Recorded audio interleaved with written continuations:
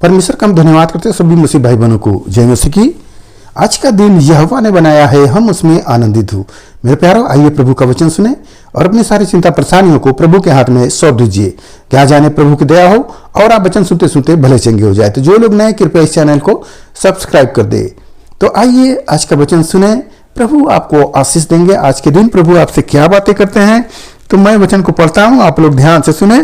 पहला राजाओं का किताब अध्याय 12 और वचन 16। उसने उनसे कहा, मैं न तो तेरे संग लौट सकता और न तेरे संग घर में जा सकता हूं, और न मैं इस स्थान में तेरे संग रोटी खाऊंगा न पानी पीऊंगा, क्योंकि यहोवा के वचन के द्वारा मुझे यह आज्ञा मिली है कि न वहां न तो रोटी खाना और न पानी पीना, और जिस मार्ग से तू जाएगा उससे न लौटना। आमीन, हालेलुया।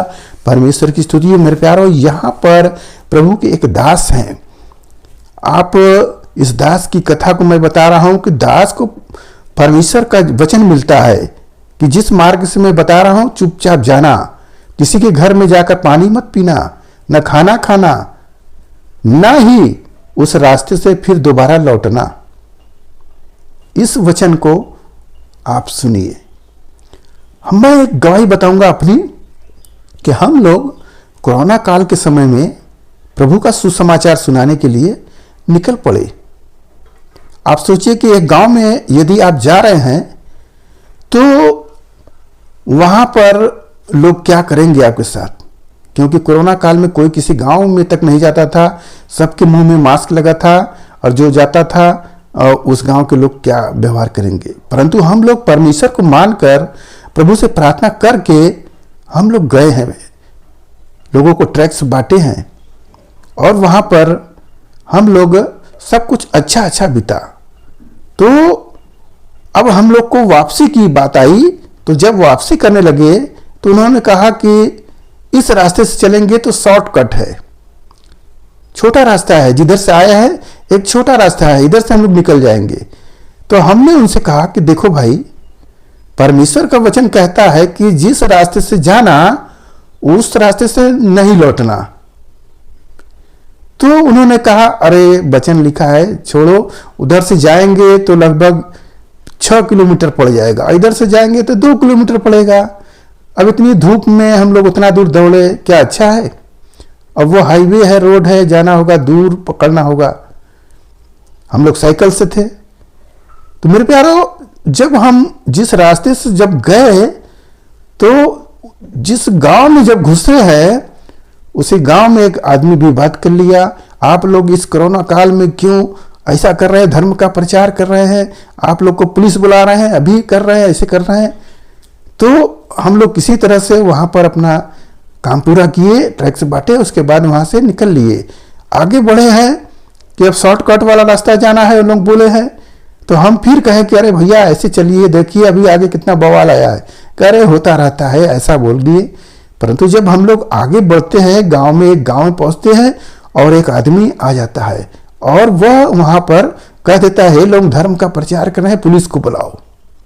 सोचिए, एक मसीही होकर हम लोग, तो हम ध्यान करने लगे कि प्रभु का वचन हमें मिला था, मगर उस वचन को हम लोग पालन नहीं किए। आज इस फजीहत में फंस रहे। परंतु प्रभु सच्चा था। वहां पर उस आदमी से हम प्रभु को प्रार्थना किया और उस आदमी से शब्दों से लड़ाई किए और बताया कि इसी बगल के गांव के हैं, हम क्यों ऐसा कर रहे हो, ऐसा बोले आवाज में। तब वो हमसे डरा और उसके बाद हम सब चले। तो परमेश्वर साथ में है। परंतु यहां पर वचन, यह बेतेल जो यहाँ का नबी है, यह नबी को परमेश्वर का वचन मिला और इसने वचन के अनुसार चला। और वहां पर एक आदमी आता है और झूठ बोलता है कि तुम मेरे घर चलो। जब उसके घर में जाते हैं और पहले ये बताता है कि मैं भी नबी हूं, परमेश्वर ने मुझे भी दर्शन दिया है कि वो नबी आए तो मेरे घर में पहले आए।